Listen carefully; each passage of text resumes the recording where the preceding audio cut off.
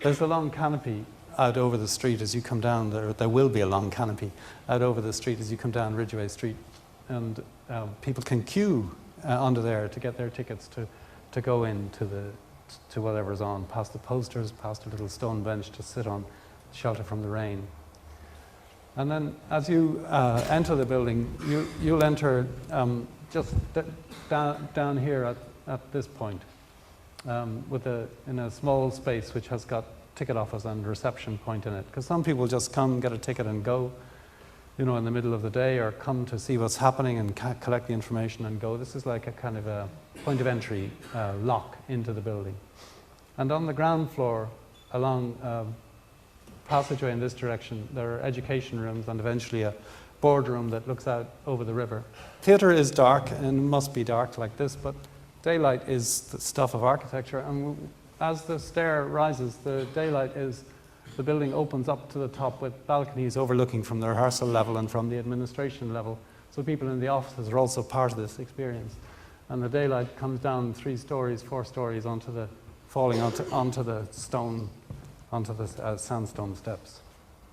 So the long hall, which is a sort of foyer space overlooking the river, must kind of lock into the other parts of the plan. And I hope in that compression, you will be able to, as this stair moves this way and this stair moves this way, that you will get this feeling of wandering journey, of a series of stages and taking your breath and moving on.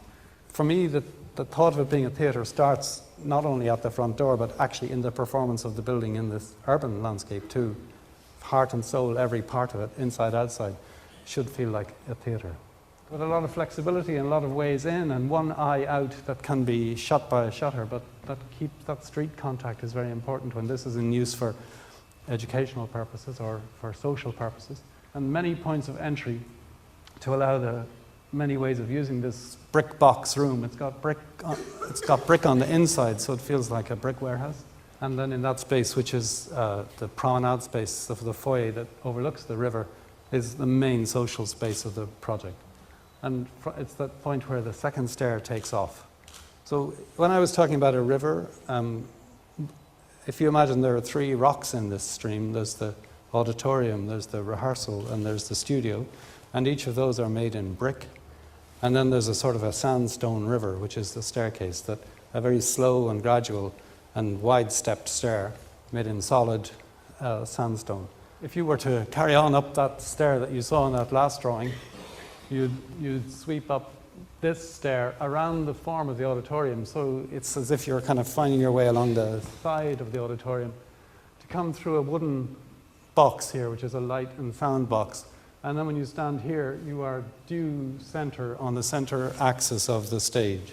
So the first view that the person, 2/3 of the audience who will arrive at this point, have is of the seating below them. The Lyric has a very interesting policy. It has a policy that seats are for, it's a sort of democratic auditorium, seats are for all. You know, I suppose, as a regular goer, your favorite seats in the theatre, but they're distributed not by price, they're distributed by one audience forming one body. And so what we were trying to do was to take that idea of a fixed, single rake, intimate theatre, and to give it a kind of feeling of twist or something, what I think of as a kind of a crease, like a fold in your hands like this, so that when you come into the theatre, you won't be sitting in straight rows like you are now. When you come in, the seats will be cranked to each other, and so you can look along the rows of seats and see who you've come to see, which is the rest of the audience. And this feeling of family before the show starts. It's a house. The audience is a house. And this is nice for actors because there is no central passageway, but there are theatres, famously in Dublin, the Abbey Theatre, that had a channel through the middle of it, which allowed people to get to their seats very fast, but the actors were performing to a slot. And then there's a second slot, which is, say, that one, where there's people up there, people down there, and the actors now have a double slot that they're performing to. So what we tried in this design is to pull the seats together into groups of seats so the actors can range their eyes across the audience and not have false separations between them and the body of the audience. This is set out, as you can see, in relation to the geometry of the main stage.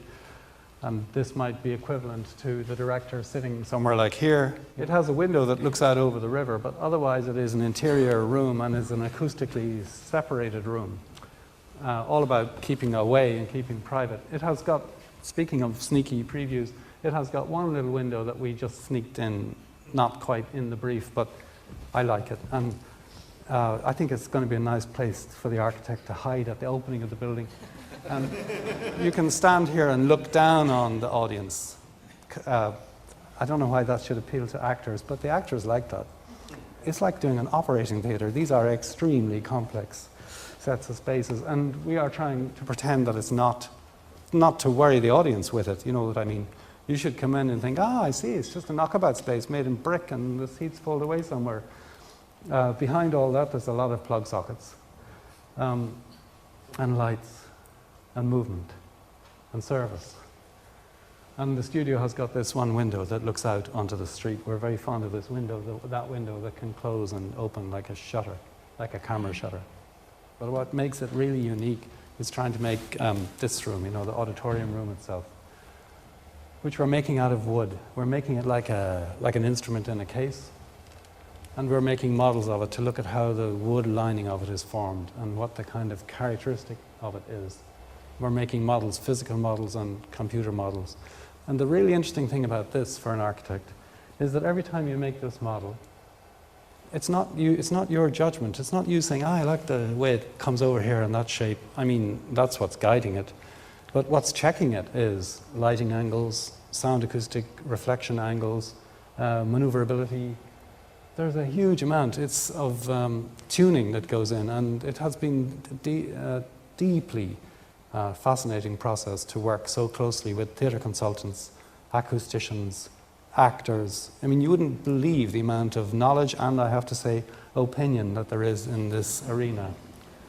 But there's nothing like making it out in physical size. Everyone understands a model, and we worked with these models, you know, to try to develop.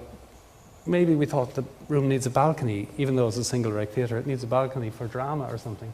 And then eventually, through a whole series of studies, we have developed a kind of configuration that will give this room its unique acoustic, but also its unique spatial characteristic.